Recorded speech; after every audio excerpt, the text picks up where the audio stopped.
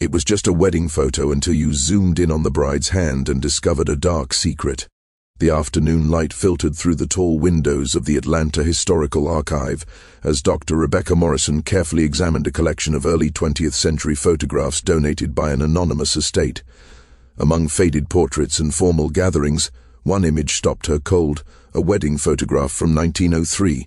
A white man in a dark three-piece suit sat stiffly beside a black woman in an elaborate white wedding gown. Their hands were joined between them in what should have been a gesture of partnership. Rebecca's 15 years as a historical archivist had taught her to notice strange things. This photograph screamed wrongness on multiple levels. In 1903, Georgia interracial marriage wasn't just frowned upon, it was illegal. The state's anti-miscegenation laws, in place since 1750 and strengthened after the Civil War, made such unions criminal offenses punishable by time in prison. Yet, here was photographic proof of what appeared to be exactly that. She marked the photograph for high-resolution scanning, unable to shake the unsettling feeling that gripped her. 2 weeks later, while reviewing the digital files, Rebecca systematically zoomed in on various details: the studio backdrop, the woman's jewelry, the man's stern expression. Then she focused on their joined hands. As she increased the magnification, her blood ran cold. The bride's fingers weren't simply resting, they were deliberately positioned in a distress signal, her thumb and index finger forming a subtle but unmistakable plea for help. Rebecca's hands trembled as she zoomed in further. The woman's fingers were arranged with clear intent, hidden within what appeared to be a matrimonial pose, but actually screaming for rescue. This wasn't just an illegal marriage, it was evidence of something far more sinister.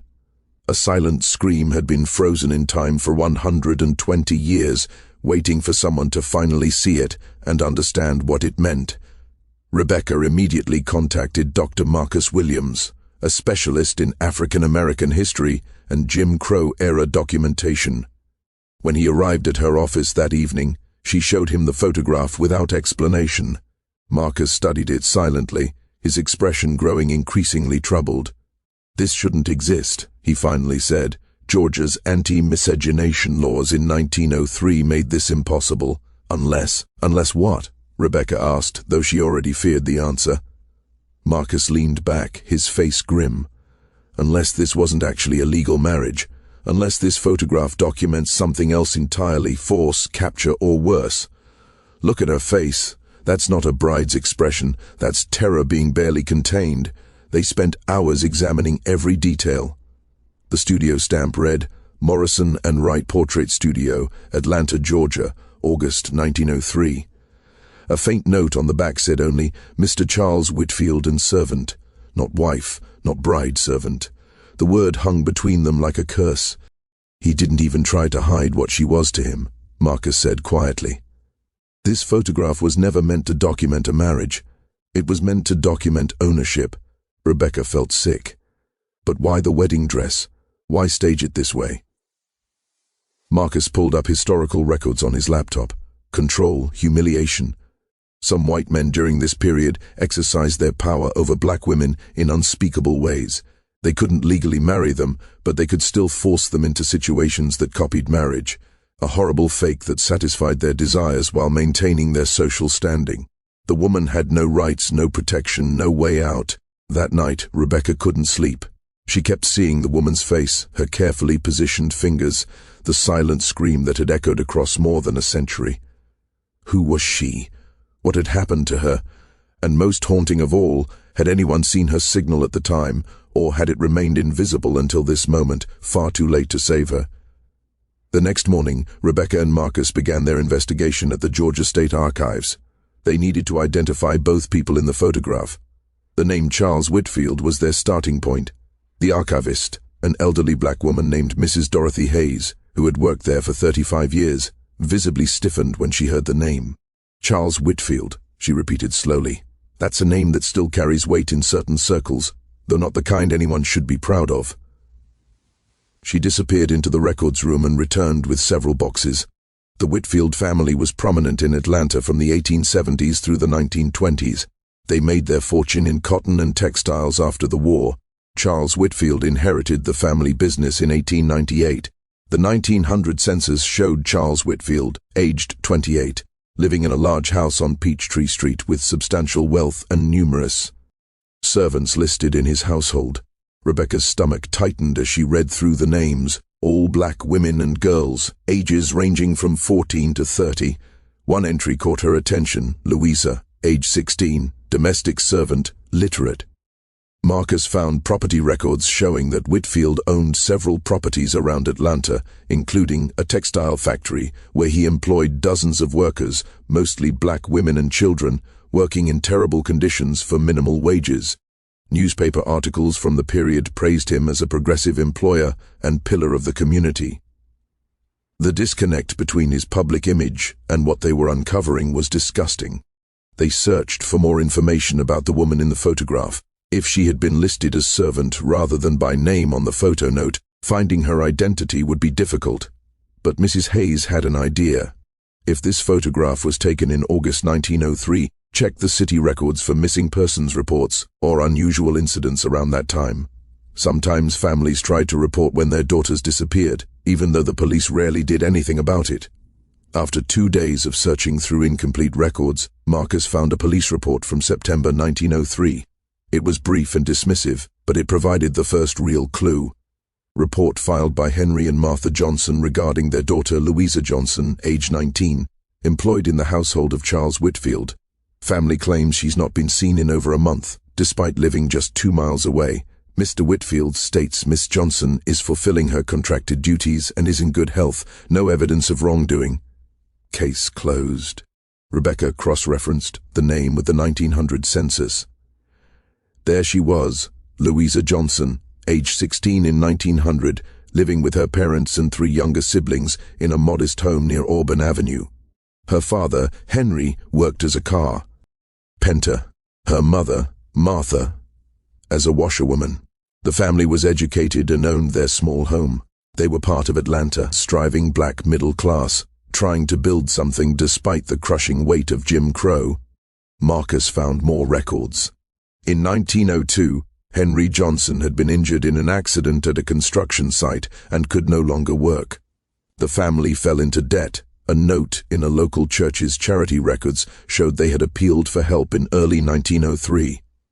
"This is how it happened," Marcus said, his voice heavy with anger and sorrow.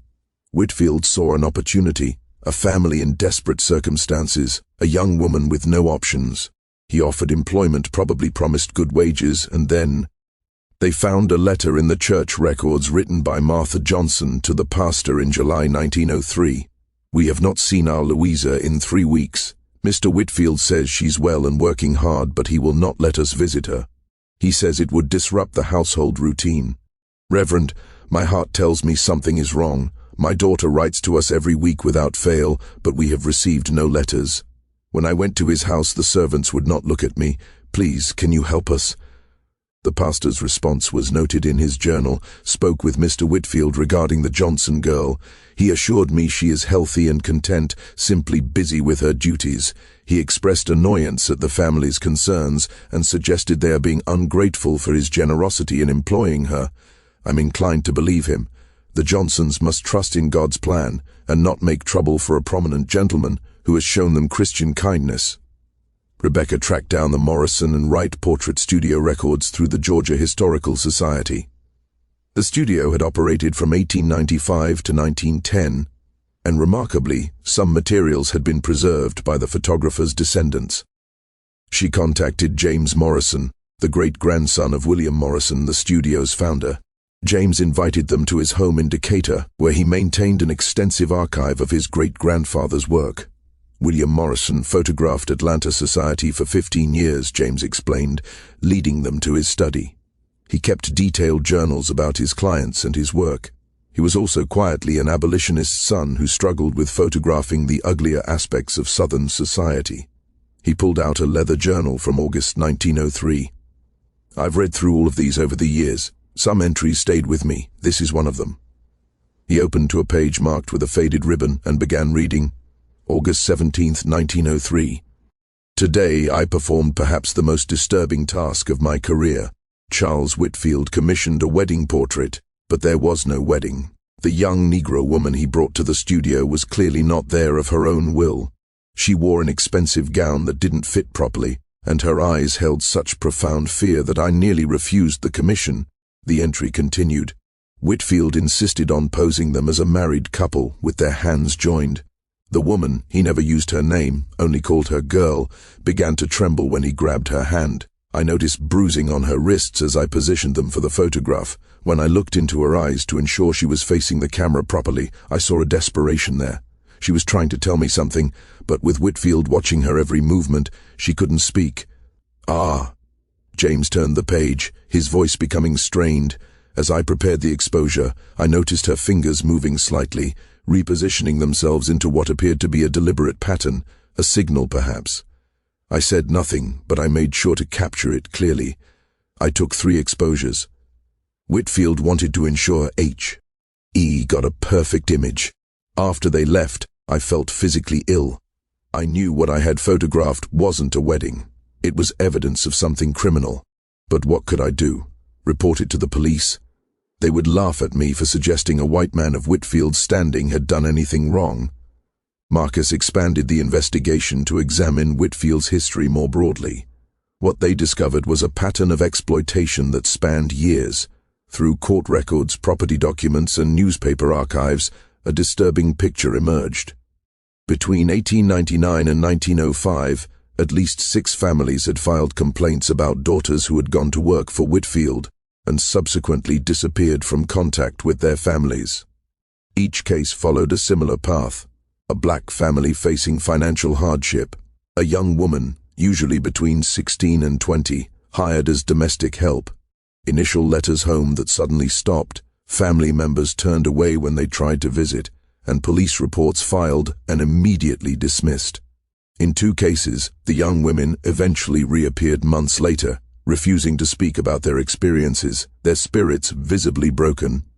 Rebecca found testimony from a woman named Sarah, who had worked for Whitfield in 1901. She had given a statement to a black community organization documenting abuses by white employers, a record that existed outside official channels because official channels refused to hear such complaints. "Mr. Whitfield kept 3 of us in the house," Sarah stated. "We were never allowed to leave. He told us if we tried, he would have our families arrested for theft or our fathers hanged. He did whatever he wanted to us. We were his property in everything but name." The testimony continued. "There was a girl there when I arrived. Couldn't have been more than 16. She was in a room on the 3rd floor and we weren't allowed to speak to her. I hear her crying at night. After a few weeks she disappeared. Mr. Whitfield said she had stolen from him and run away, but I knew better. She wouldn't have left. She was too afraid of what he would do to her family. I got out because my brother threatened to make noise, to go to the newspapers. Whitfield let me go rather than risk attention, but I know others weren't so fortunate." Marcus found records showing that Whitfield had connections to local law enforcement and city officials. He made regular donations to political campaigns and hosted social gatherings for Atlanta's elite. He had complete immunity, Marcus said bitterly. The system protected him, the police worked for him, the courts deferred to him, and black families had absolutely no way to fight back. Their daughters could be taken, abused, even killed, and there was nothing they could do about it. Despite the darkness of what they were uncovering, Rebecca remained focused on Louisa herself. The photograph showed more than just being a victim. It showed resistance. The hand signal captured forever in that image was an act of defiance, a refusal to let her captivity go unrecorded. "She knew," Rebecca said, studying the photograph again. "She knew that photograph might be the only evidence, so she left a message. Through Martha Johnson's letters to various organizations and churches, they traced the family's desperate attempts to find their daughter. In October 1903, Henry Johnson, despite his injuries, tried to force his way into Whitfield's house. He was arrested for trespassing and disturbing the peace, spending 2 weeks in jail. The incident made the newspapers, but the coverage was entirely sympathetic to Whitfield, prominent businessman harassed by deranged former employee's relative. Martha wrote to the NAACP's Atlanta chapter, newly formed in 1903. "My daughter is being held against her WI. LL by Charles Whitfield. She came to his home as an employee and is now his prisoner. I've not seen her in 4 months. She would never abandon her family voluntarily. Please, someone must help us.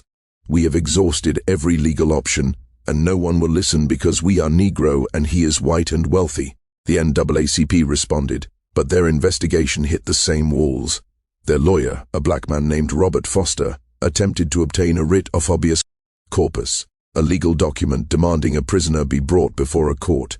The judge refused to issue it, stating there was no evidence of illegal detention and suggesting the Johnson family was making wild accusations against a respected member of society in an attempt to extort money.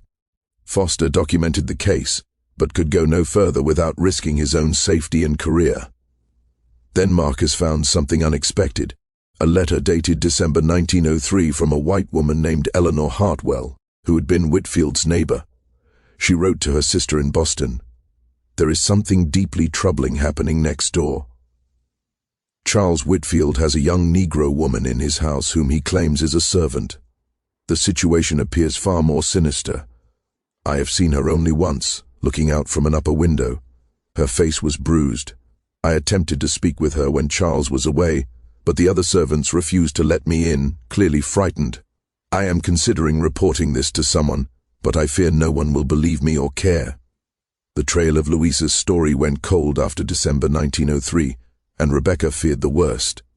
But then Marcus found something in an unexpected place, the records of the Freedmen's Hospital in Washington, D.C.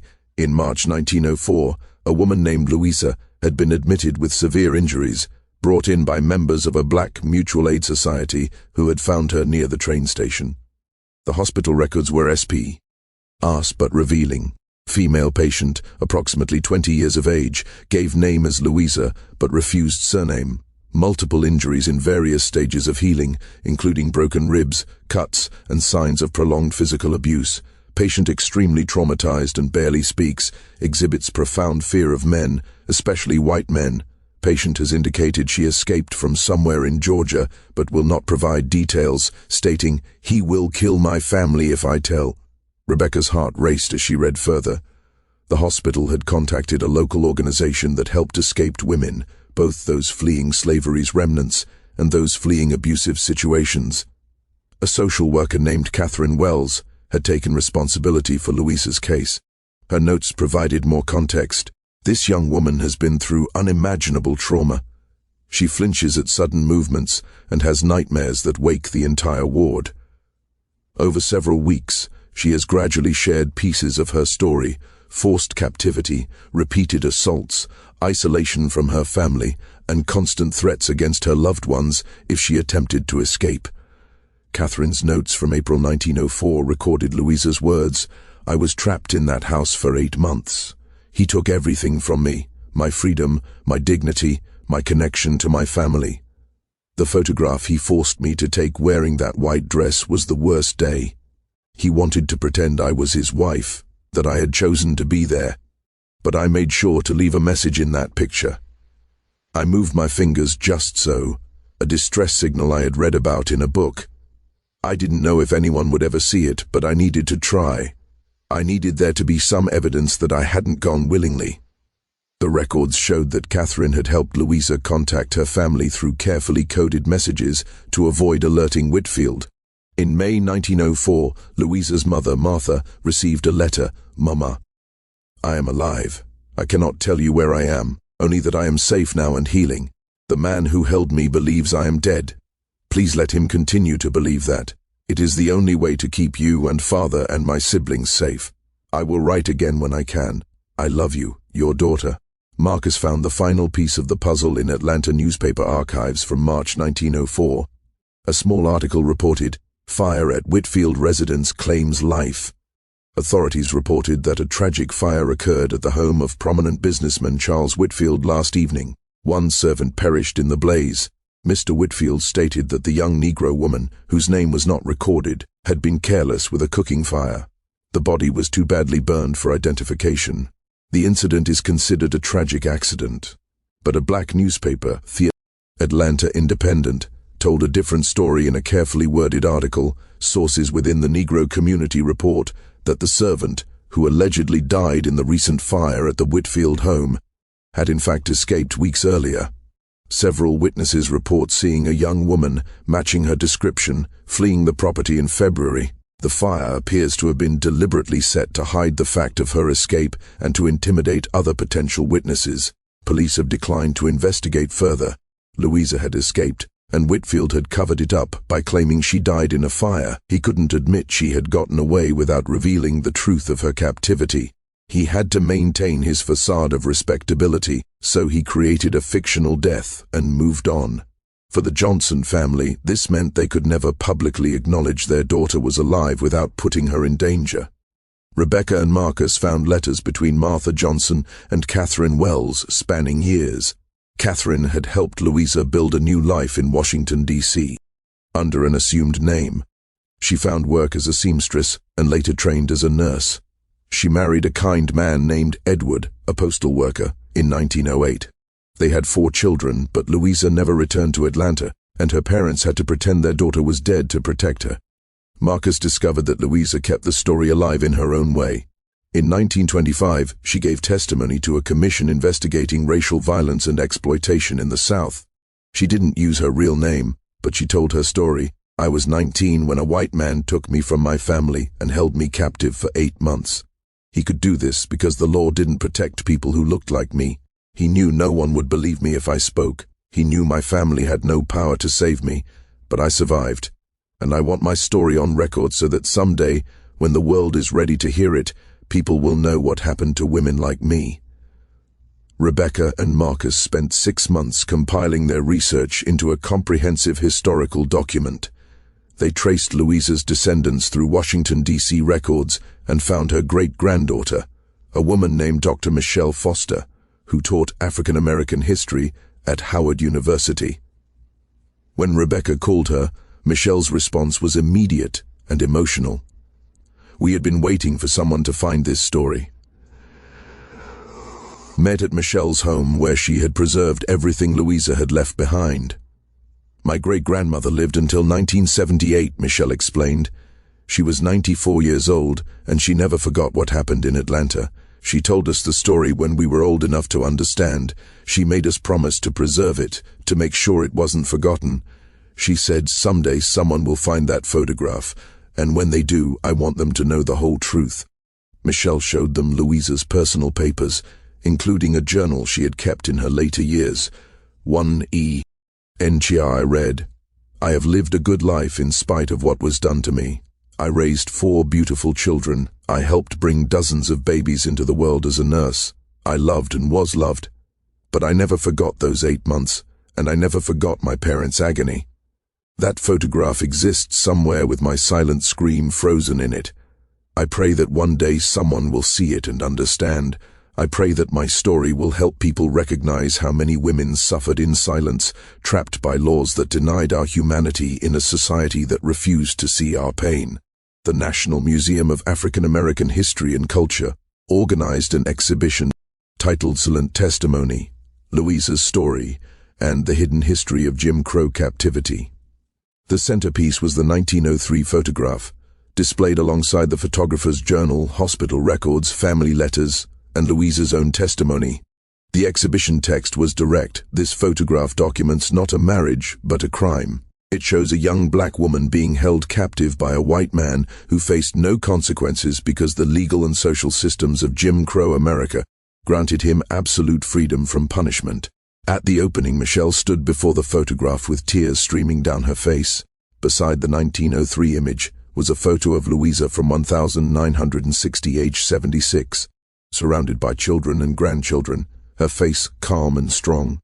"My great-grandmother survived," Michelle said to the assembled crowd. "She not only survived, she rose above it. She turned her trauma into purpose, helping other women, raising a family, building a life of meaning. This photograph no longer represents just her captivity.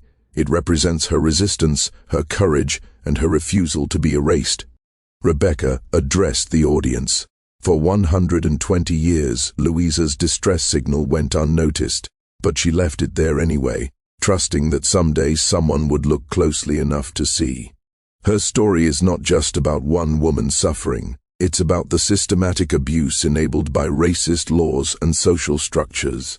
It's about the countless black women who were similarly hurt, with no way to fight back.